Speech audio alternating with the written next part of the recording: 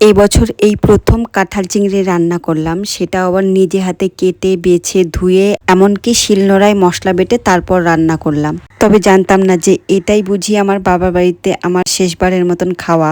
আসলে বাবা নেই তো, তাই বাবার বাড়িতে মেয়ের কোনো অধিকারই নেই এমনটাই ভাবে অনেকে। তবে বিয়ের পর যতবারই আমি বাবার বাড়িতে খেয়েছি সেটা নিজের হাতে কিনে কেটে বেছে ধুয়ে নিজে হাতে রান্না করে তারপরেই খেয়েছি। শুধু বিয়ের পর নয়, বিয়ের আগেও আমি সেম এমনটাই করতাম।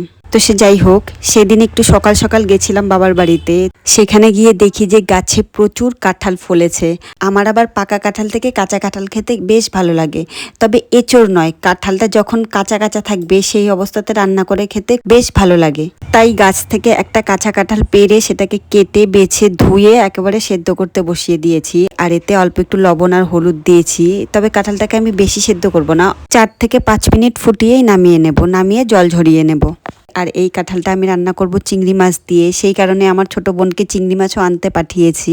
এদিকে শিলনোড়ায় মশলাগুলো করে নেব। মশলার মধ্যে শুধুমাত্র কয়েকটা শুকনো লঙ্কা, রসুন আর আদা এতটুকুই বাটবো। এদিকে কাঁঠালটাও সেদ্ধ হয়ে গেছে, তবে কাঁঠালটাকে জল ঝরিয়ে রাখবো সেরকম কোনো স্ট্রেনারই খুঁজে পাচ্ছিলাম না। তাই একটা গামলার মধ্যে একটা থালা দিয়ে ঠিক যেভাবে ভাতের ফ্যান গালা হয় সেভাবে আর কি জল ঝরিয়ে নেব।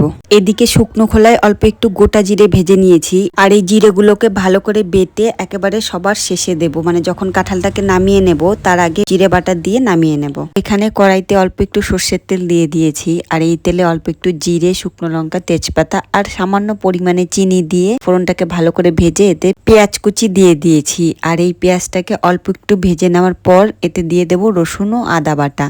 তারপর কিছুক্ষণ ভেজে এতে দিয়ে দেব 1 চামচ হলুদ গুঁড়ো, 1 চামচ ধনে গুঁড়ো, স্বাদ অনুযায়ী লবণ এবং একটা টমেটো কুচি। তারপর এতে অল্প একটু জল দিয়ে ভালো করে মিশিয়ে ঢাকনা দিয়ে ঢেকে বেশ কিছুক্ষণ সময় ধরে কষিয়ে নেব।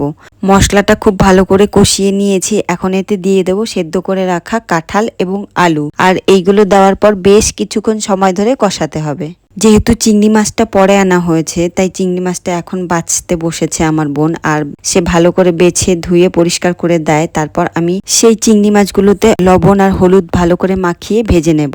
তবে চিংড়ি মাছ ভাজার আগেই আমি কাঁঠাল রান্না করতে বসিয়ে দিয়েছিলাম। কাঁঠালটাকে খুব ভালো করে কষিয়ে নেওয়ার পর তাতে জল দিয়ে ভালো করে ফুটিয়ে নামিয়ে নিয়েছি। তারপরে চিংড়ি মাছগুলো আমি ভাজতে বসিয়ে দিয়েছি। এগুলো হলো চিংড়ি মাছের মাথা। তো এগুলোকে এখন বাটা করব। ওদের শখ হয়েছে বাটা খাবে, সেটাও আবার ঝাল ঝাল করে। তাই ভাবলাম যে বানিয়ে দিই। খেতে যখন চেয়েছে। চিংড়ি মাছগুলো প্রায় ভাজা হয়ে গেছে। তো এই মাছের মধ্যেই আমি সেই আগে থেকে রান্না করে রাখা কাঁঠালের তরকারিটা ঢেলে দেব।